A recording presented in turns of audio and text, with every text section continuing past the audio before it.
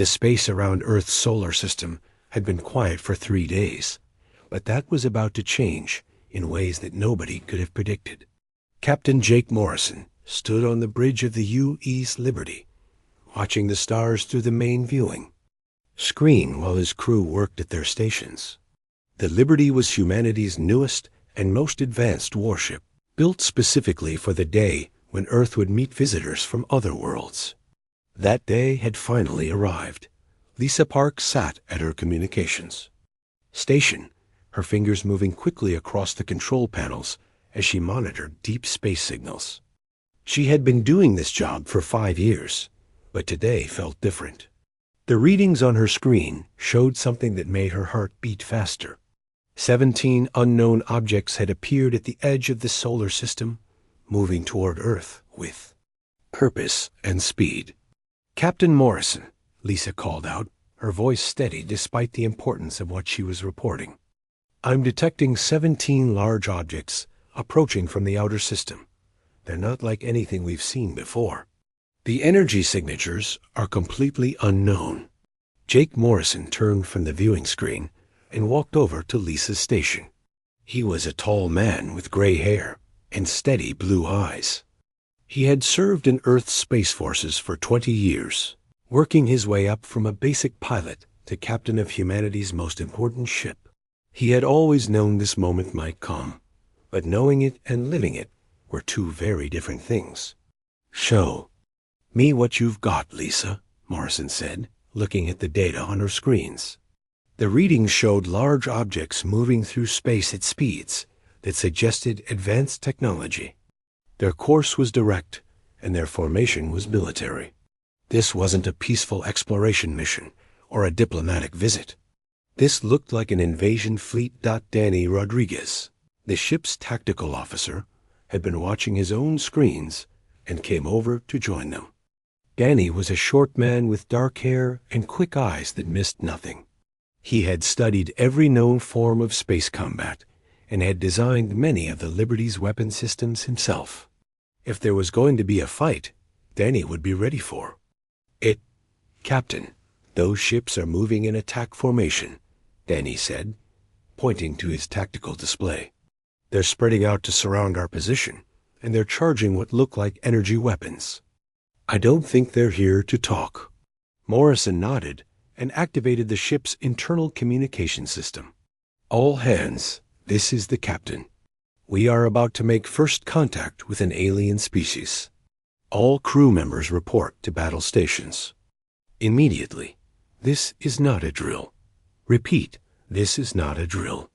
The bridge filled with activity as crew members took their positions. Beth Sullivan, Morrison's second in command, came onto the bridge and took her station next to the captain's chair. Beth was a smart woman with brown hair and green eyes who had helped design the Liberty's defense systems. She knew every part of the ship and could make it do things that other captains only dreamed about. "Beth, get me a direct line to Earth." "Command," Morrison ordered. "They need to know what's happening out here. Also, bring all our defensive systems online, but keep our weapons powered down for now. I want to see what these visitors do before we make our first move."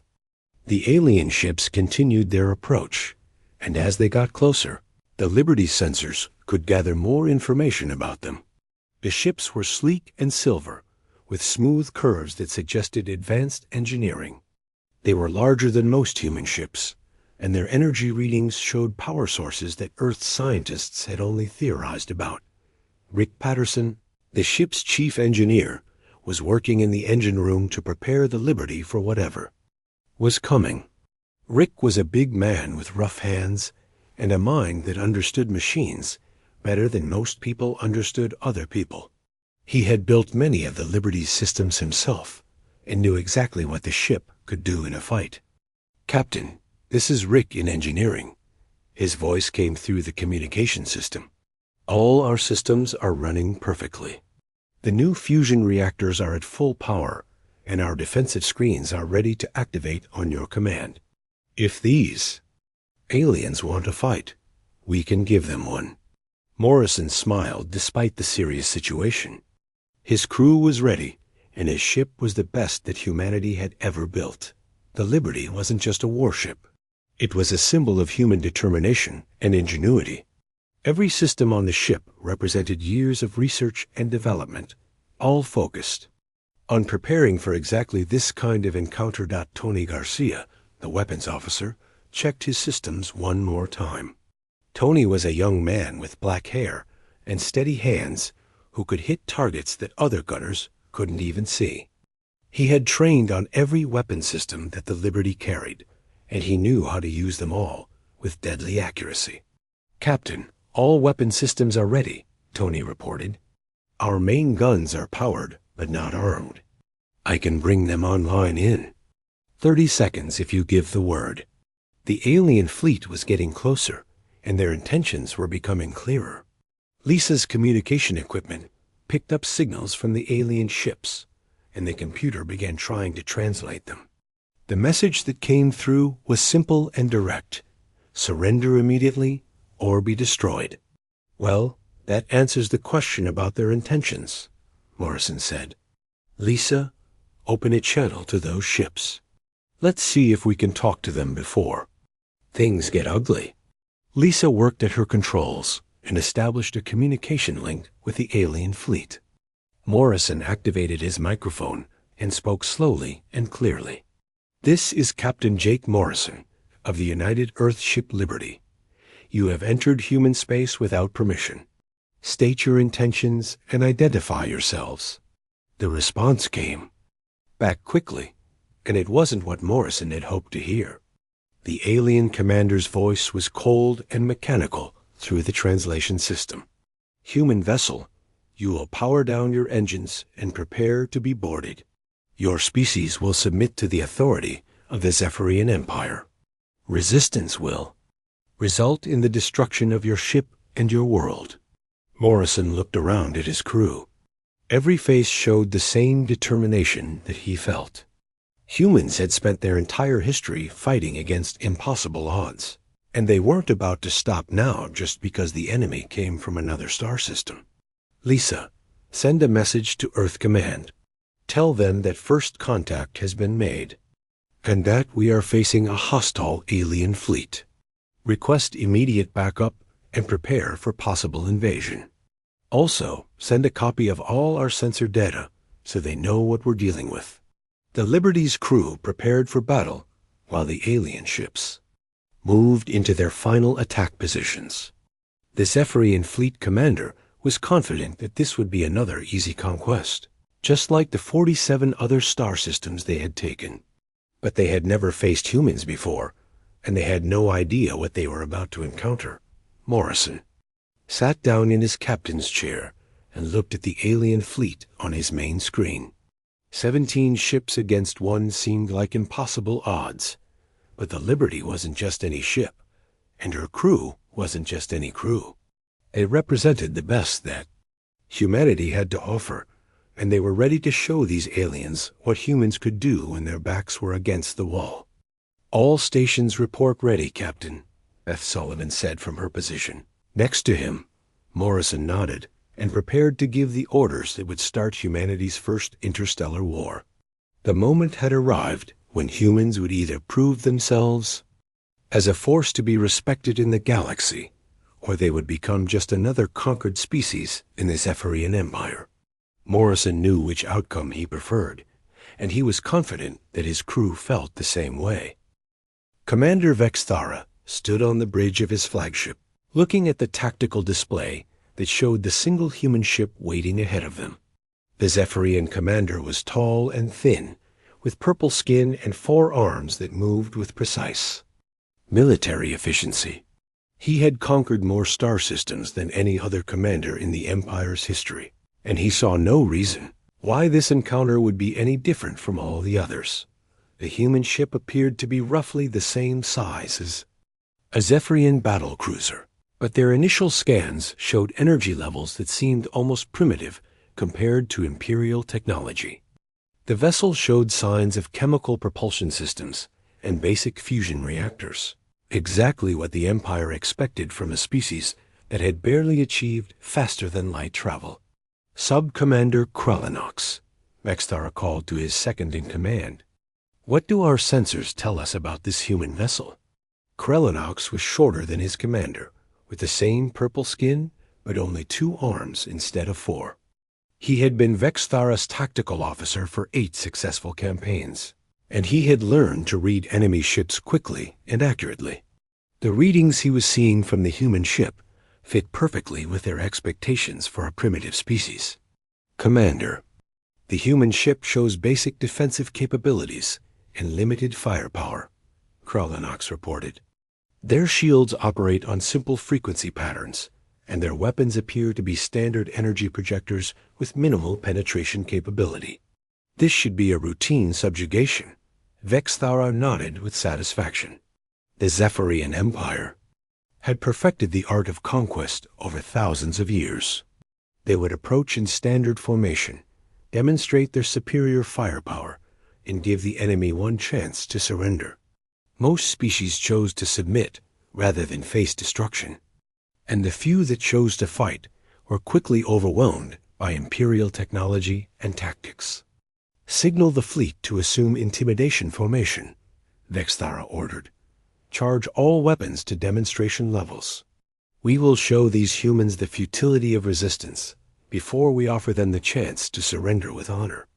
The 17 Zephyrian ships moved into their traditional attack pattern, spreading out in a wide arc that would surround the human vessel from multiple directions. Each ship's weapons began glowing with purple energy as they prepared to fire warning shots that would demonstrate their overwhelming superiority. On board the Liberty, Captain Morrison watched the alien ships move into position with professional interest. Danny Rodriguez was studying their formation and weapon patterns, comparing them to the theoretical models that human strategists had developed for encounters with hostile alien forces. "Captain, they're following standard military doctrine," Danny reported. "Classic encirclement formation with staged weapon deployment. They're trying to intimidate us into surrendering without a fight." Morrison nodded. Human military planners had studied every piece of information they could gather about galactic warfare, mostly from ancient ruins and crashed alien probes that had been found over the years. The patterns were remarkably consistent across different species, suggesting that most galactic civilizations followed similar tactical approaches. "They're making the same mistake that every bully makes," Morrison said quietly. "They assume that because they're bigger and have more ships, they're automatically going to win." Lisa Park was monitoring the alien communications and working to translate their internal signals. The Zephyrian fleet was using standard military frequencies, and their confidence was obvious even through the translation software. They were discussing the best way to board the human ship after it surrendered, and they were already planning how to divide Earth's resources among the Imperial fleet. "Captain, I'm picking up their internal communications," Lisa reported. "They're talking about us like we've already surrendered. They seem to think this is going to be easy." Beth Sullivan was coordinating with the Liberty's defensive systems, making sure that everything was ready for combat if it became necessary. The ship's advanced sensors were gathering detailed information about the alien vessels, analyzing their shield frequencies, weapon types, and structural weak points. "Captain, our analysis shows that their ships are powerful, but they're built using very conventional technology," Beth reported. "Their shields operate on fixed frequencies, and their weapons use standard energy projection patterns. We should be able to counter most of their systems." In the engineering section, Rick Patterson was monitoring the Liberty's power systems and making final adjustments to ensure peak performance. The ship's fusion reactors were running at full capacity, but the aliens couldn't detect their true output because human technology operated on different principles than most galactic civilizations used. "Captain, all systems are running perfectly." Rick's voice came through the communication system.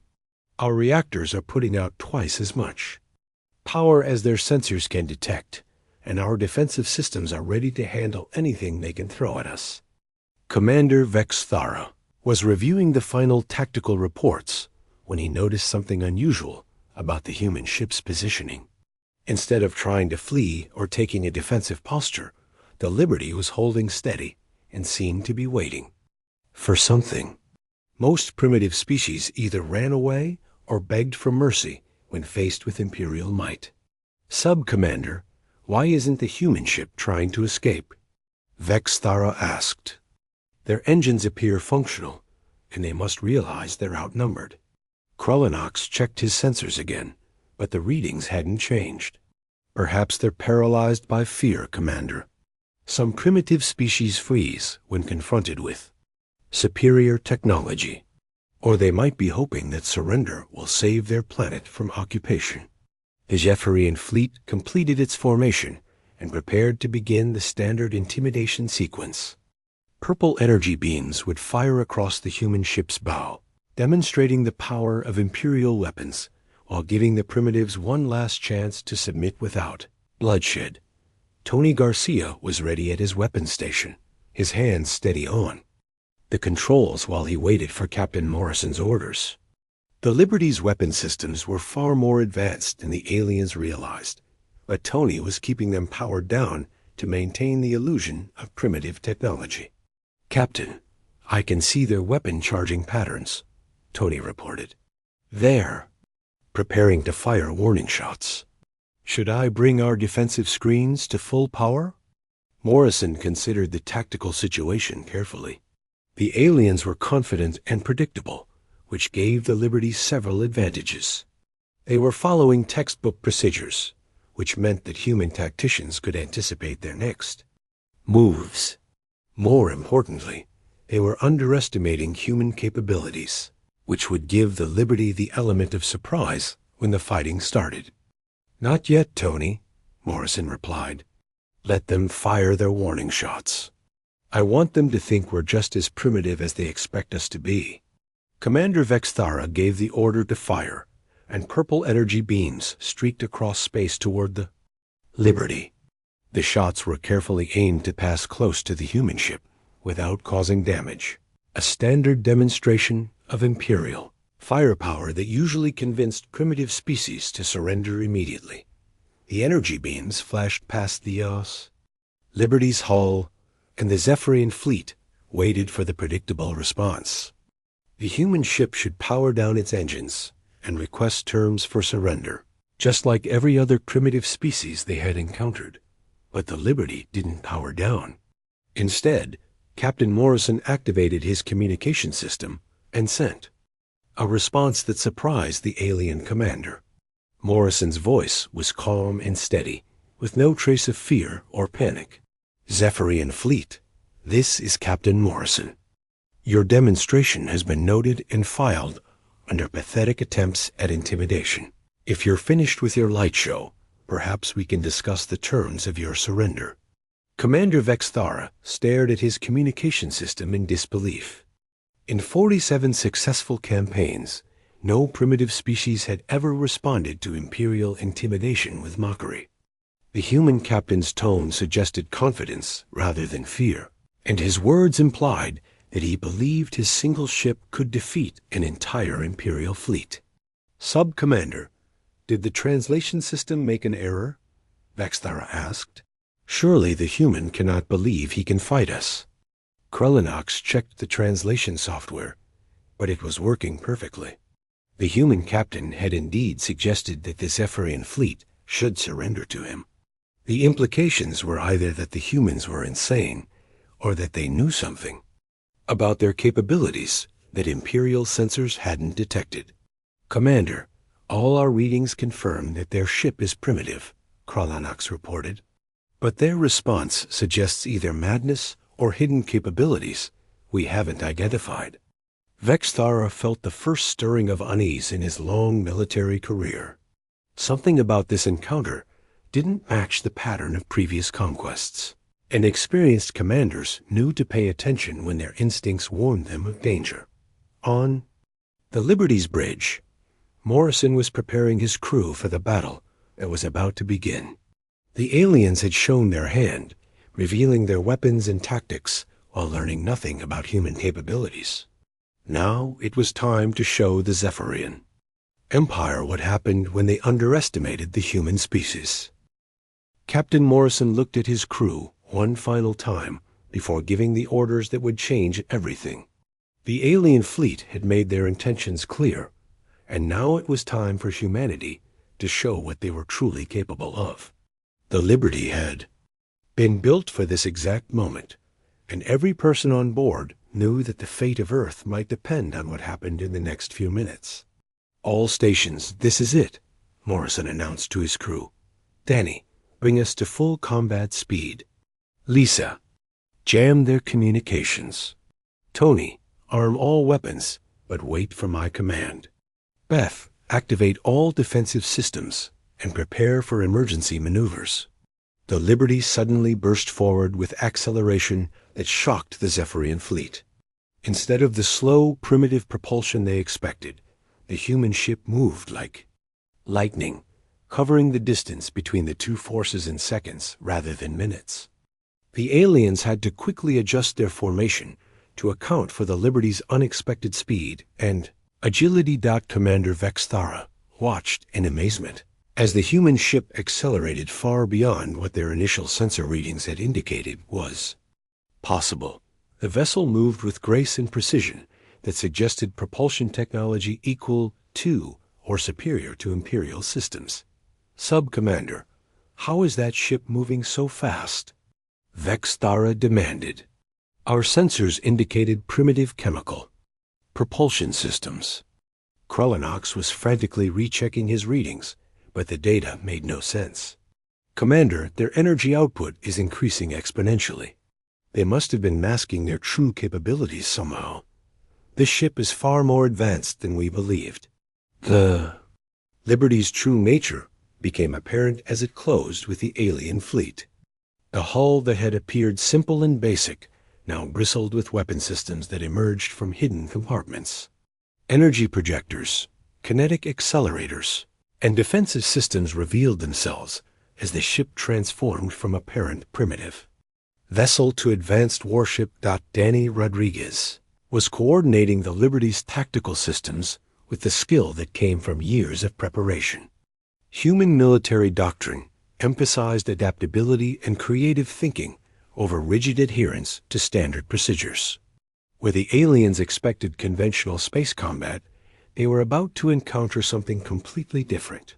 "Captain, their formation is breaking up," Danny reported. "They're trying to adjust to our speed, but they're still following predictable patterns.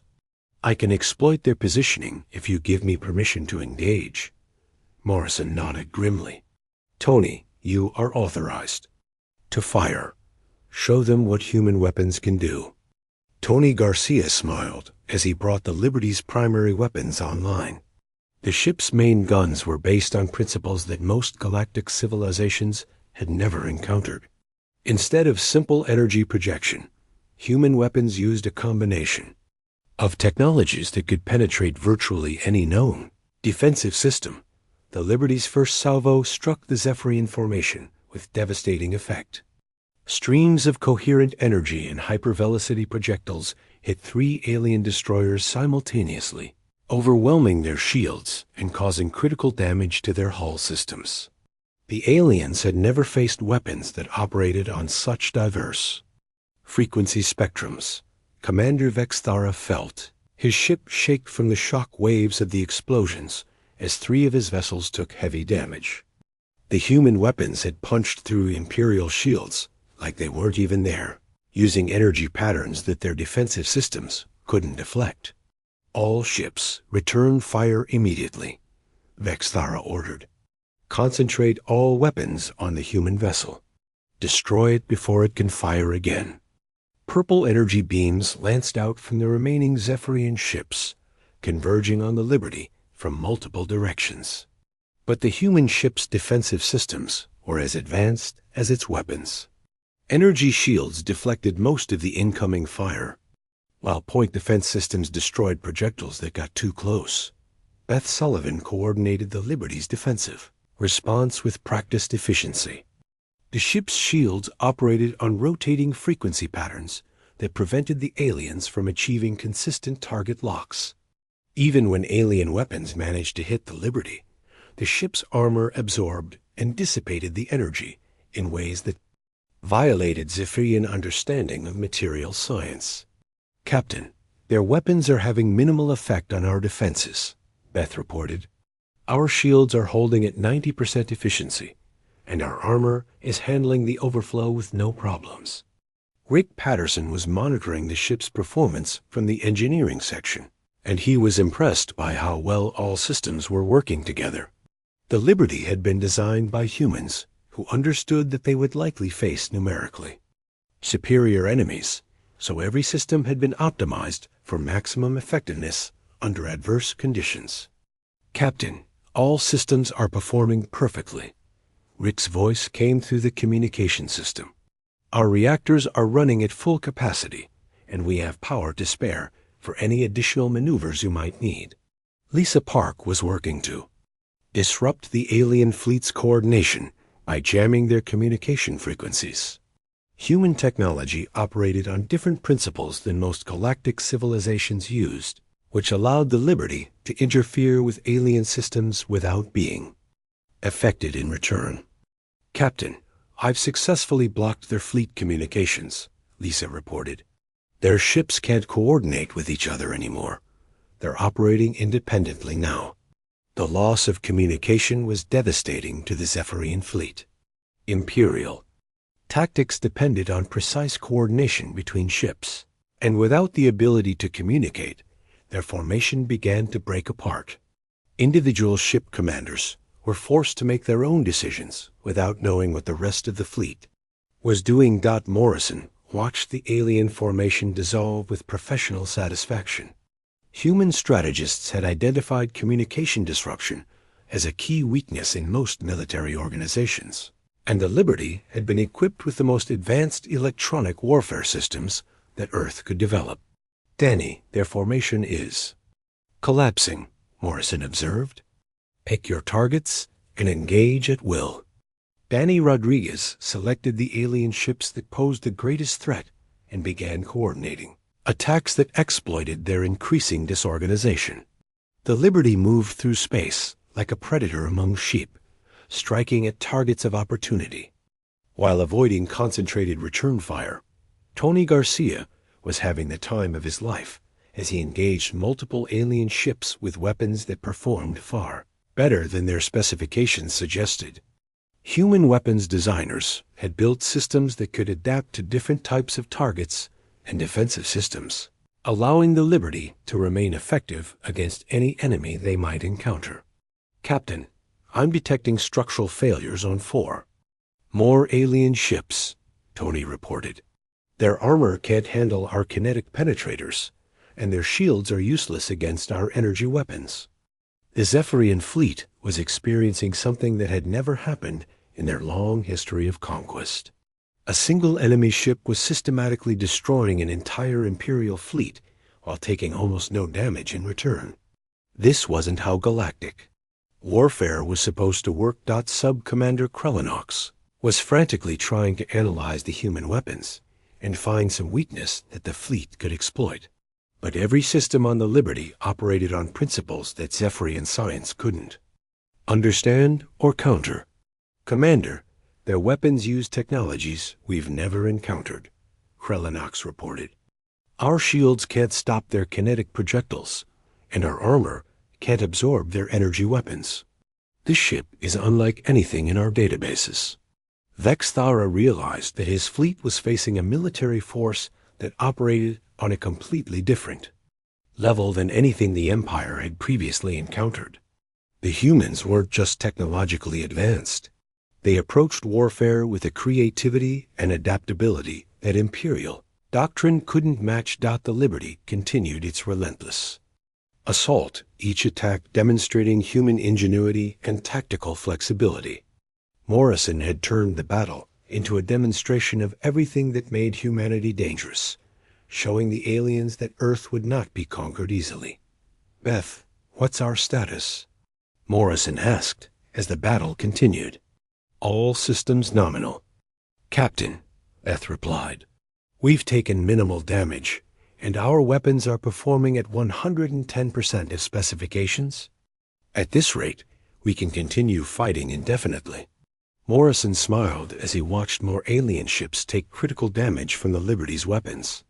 The Zephyrian Empire had made the mistake of underestimating humanity, and now they were paying the price for their arrogance.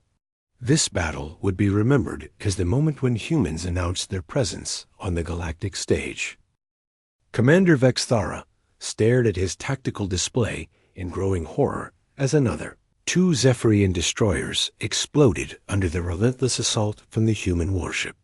The Liberty moved through space with impossible grace, its trajectory calculations suggesting propulsion and maneuvering systems that operated far beyond anything in the Imperial databases. This single human vessel was systematically destroying an entire fleet that had conquered 47 star systems. The human ship refused to follow any known patterns of space combat, where Zephyrian doctrine called for maintaining distance and exchanging long-range fire. The Liberty closed to optimal range for its weapons, while avoiding return fire through maneuvers that seemed to violate the laws of physics. The ship turned and accelerated in ways that should have torn it apart, yet its structure remained intact. Captain Morrison coordinated his crew with the efficiency that came from countless hours of simulation training. Every member of the Liberty's crew had prepared for this exact scenario, practicing against computer-generated alien fleets until their responses became instinctive. Now that training was paying off as they faced real enemies who followed predictable tactical patterns. "Danny, what's our ammunition status?" Morrison asked as he watched the tactical display show another alien ship losing power. "All weapon systems operating at full capacity, Captain," Danny Rodriguez replied. "Our kinetic penetrators are manufacturing themselves using raw materials from our storage bays, and our energy weapons draw power directly from the main reactors. We can maintain this rate of fire indefinitely." The Liberty's weapons represented the culmination of human military engineering. Instead of carrying limited ammunition, like most galactic civilizations, human ships manufactured their projectiles during combat using advanced fabrication systems. Energy weapons drew power from fusion reactors that operated at efficiency levels that alien sensors couldn't detect or measure. Tony Garcia was systematically targeting the alien ship's critical systems with precision that amazed even his own crewmates. The Liberty's targeting computers could analyze enemy vessels in real time, identifying weak points and optimal attack vectors faster than any biological operator could manage.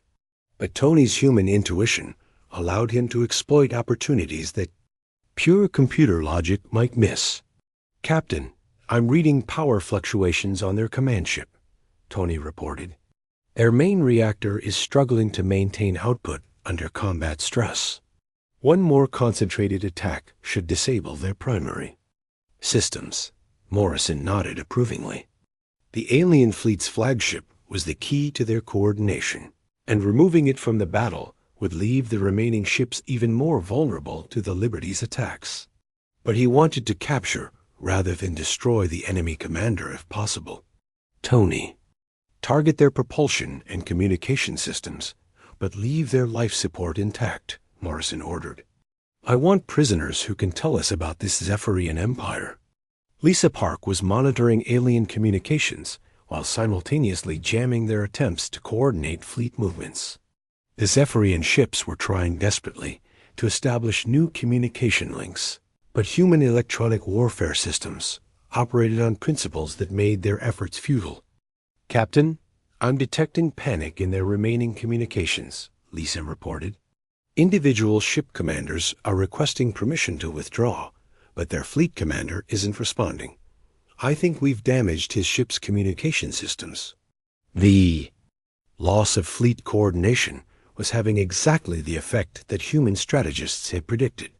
Without central command, the Zephyrian ships were operating as individuals rather than as a unified force. This allowed the Liberty to engage them one at a time instead of facing concentrated fire from multiple vessels. Beth Sullivan was coordinating damage control efforts throughout the ship, but there was remarkably little damage to repair. The Liberty's defensive systems were performing far better than their specifications suggested, deflecting or absorbing alien weapons fire with minimal stress on the ship's structure. Captain, we've sustained only minor damage to our outer hull plating, Beth reported. All critical systems are operating normally, and our defensive screens are holding at 85% efficiency. The alien weapons simply can't penetrate our defenses effectively. Rick Patterson was monitoring the ship's power systems from the engineering section, and he was impressed by how well everything was working together. The Liberty's fusion reactors were producing more energy than the ship needed, even under combat conditions. This excess power allowed the weapons and defensive systems to operate at levels that surprised even their designers. Captain, our reactors are running cooler than expected. Rick's voice came through the communication system. We're generating so much excess power that I could increase weapon output by another 20% if you need it. Morrison smiled at the report. Human engineering had always emphasized building systems that exceeded their stated specifications, and the Liberty was a perfect example of that philosophy. Every component on the ship was designed to perform better under stress than under normal conditions. Commander Vex Thara was trying to understand how a single enemy ship could be defeating his entire fleet when he received reports that made the situation even worse.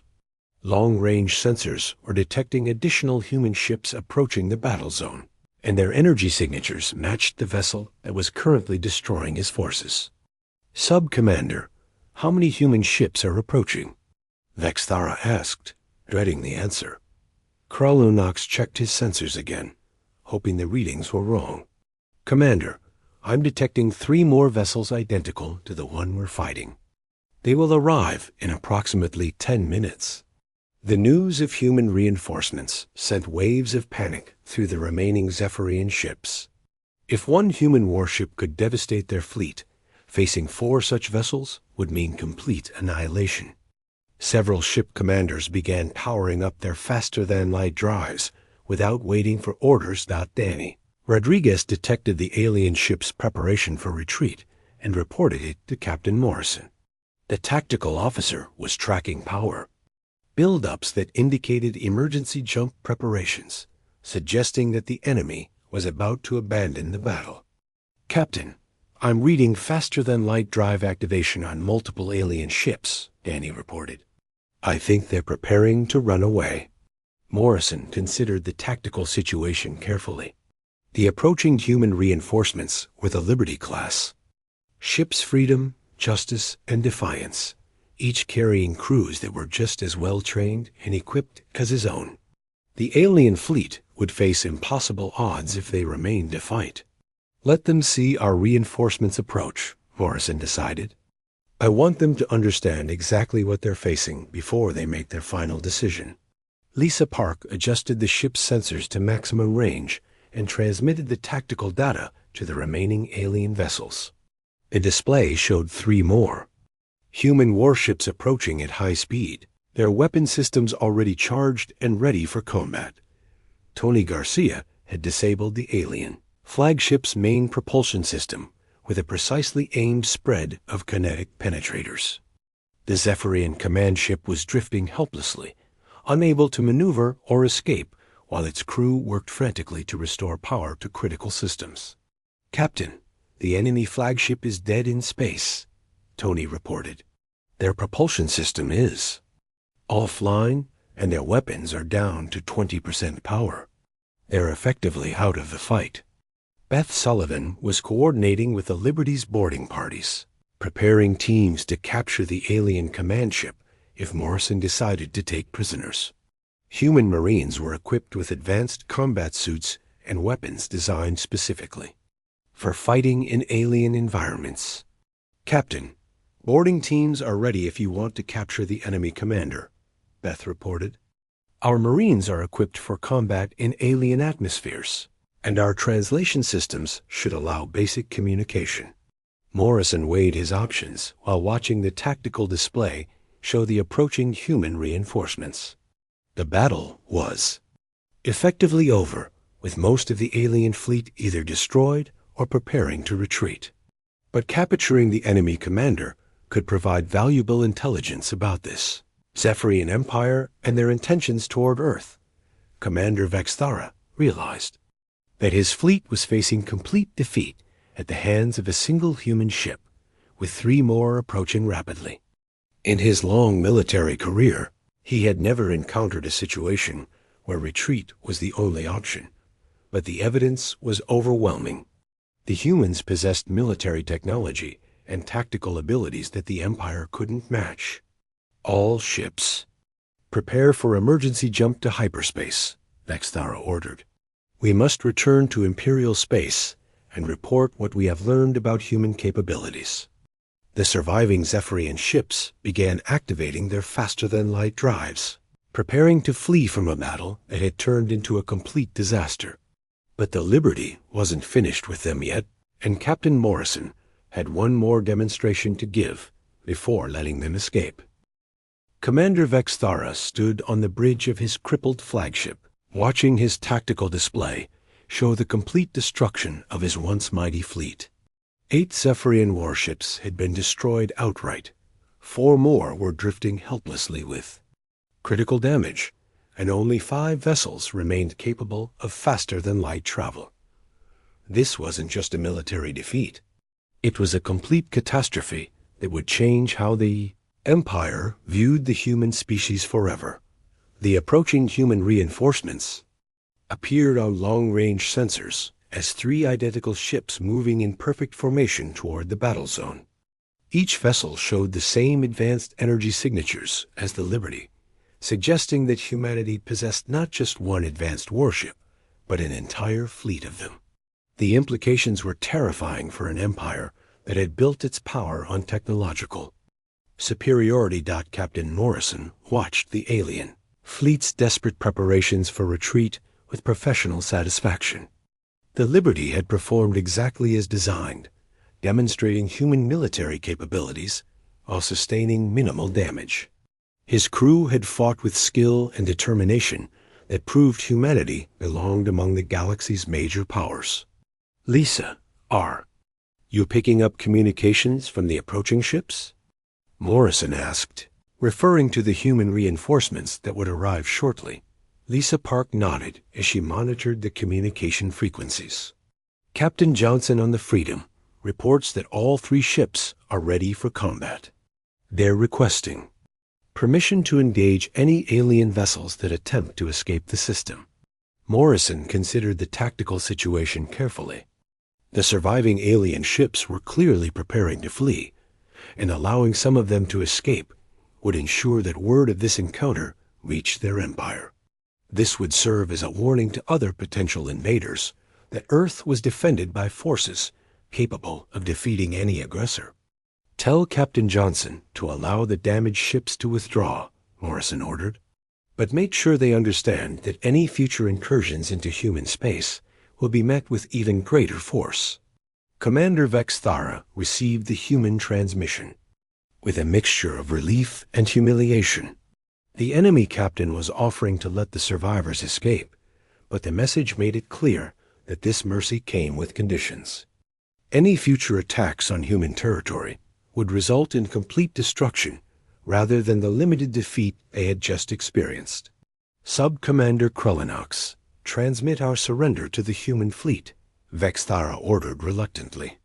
Inform them that the Zephyrian Empire acknowledges their military superiority and requests safe passage to withdraw from this system. The formal surrender transmission reached the Liberty's communication systems, and Lisa Park translated it for Captain Morrison.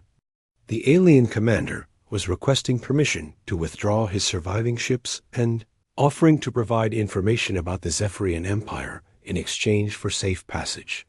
Danny Rodriguez was tracking the power signatures of the remaining alien ships, noting that several were barely functional. The Liberty's weapons had been devastatingly effective against Zephyrian technology, proving that human military engineering could compete with anything the galaxy had to offer. Captain, only 5 of their ships have working faster than light drives, Danny reported. The rest are trapped here, unless we allow them to make repairs. We could capture their entire fleet if you wanted to press our advantage. Morrison considered the tactical options while watching the 3 human reinforcements take positions around the battlefield. The U's freedom, justice, and defiance were identical to the Liberty in every way that mattered, representing the pinnacle of human military technology and crewed by officers who had trained for exactly this type of encounter. No, Danny, Morrison decided. We've made our point. Let them return to their empire with word of what happened here. The next time they encounter humans, they'll know to approach with respect rather than threats. Tony Garcia was conducting post-battle analysis of the Liberty's weapon performance, and the results exceeded even the most optimistic projections. Human weapons had penetrated alien defenses with ease, while Zephyrian weapons had been almost completely ineffective against human defensive systems. Captain, our weapons performed at 115% of specifications, Tony reported. The alien armor and shield technology couldn't handle our kinetic penetrators or energy weapons. We could have destroyed their entire fleet if necessary. Beth Sullivan was coordinating damage control efforts throughout the ship, but there was remarkably little to repair. The Liberty had fought and defeated an entire alien fleet while sustaining only cosmetic damage to its outer hull plating. This level of defensive capability would serve humanity well in future encounters with hostile species. Captain, final damage report shows minimal systems impact, Beth reported. We can return to full combat readiness within 6 hours, and our defensive capabilities remain at 98% effectiveness. Rick Patterson was reviewing the performance data from all of the Liberty's systems, and he was impressed by how well everything had worked together under combat conditions. The ship's fusion reactors had operated flawlessly, providing more than enough power for weapons, defenses, and maneuvering systems simultaneously. Captain, our reactors never exceeded 80% of maximum output. Rick's voice came through.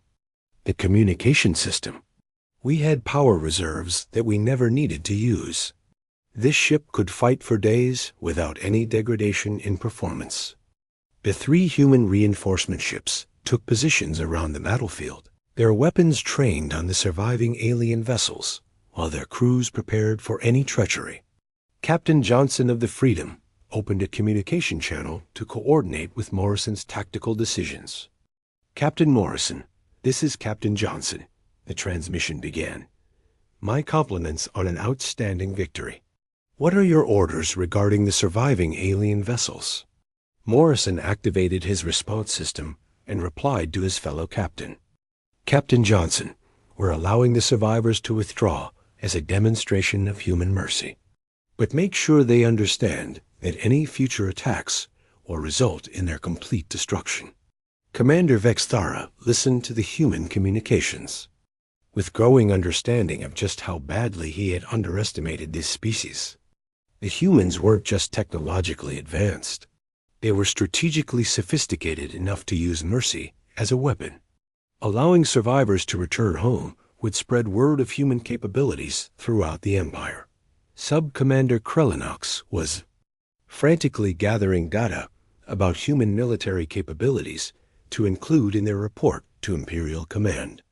Every piece of information about human technology, tactics, and strategic thinking would be crucial for future encounters with this dangerous new species. Commander, we must inform the Empire that humans represent a significant military threat. Krellinox reported. Their technology exceeds our own in multiple categories, and their tactical flexibility is unlike anything we've encountered.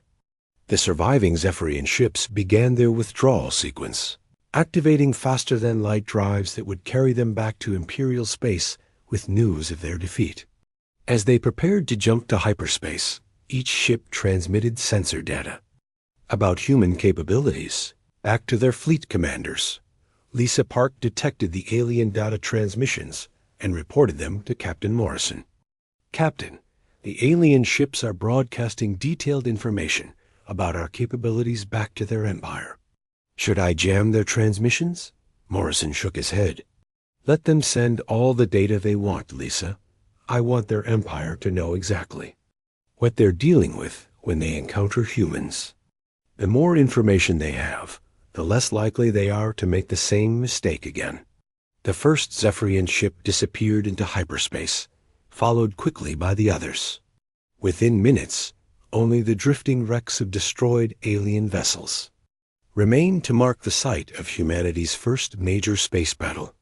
The Liberty and its 3 sister ships held position among the debris. Victorious guardians of human space. Commander Vexthara's flagship was the last to jump to hyperspace, carrying its commander's bitter knowledge of defeat back to the heart of the Zephyrian Empire. The transmission he would send to Imperial Command would change how the Empire viewed humanity forever, transforming them from potential conquest targets into a species to be approached with caution and respect. Captain Morrison stood on the Liberty's bridge, surrounded by his crew, and watching the stars through the main viewing screen. They had just fought and won humanity's first interstellar war, proving that Earth could defend itself against any threat the galaxy might produce. The moment when an alien fleet realized they were facing a human warship had become the moment when humanity announced its arrival as a major galactic power. All stations, this is the captain, Morrison announced to his crew. Outstanding work, everyone. Today, we showed the galaxy that humans don't make easy targets. Set course for Earth. It's time to go home and prepare for whatever comes next.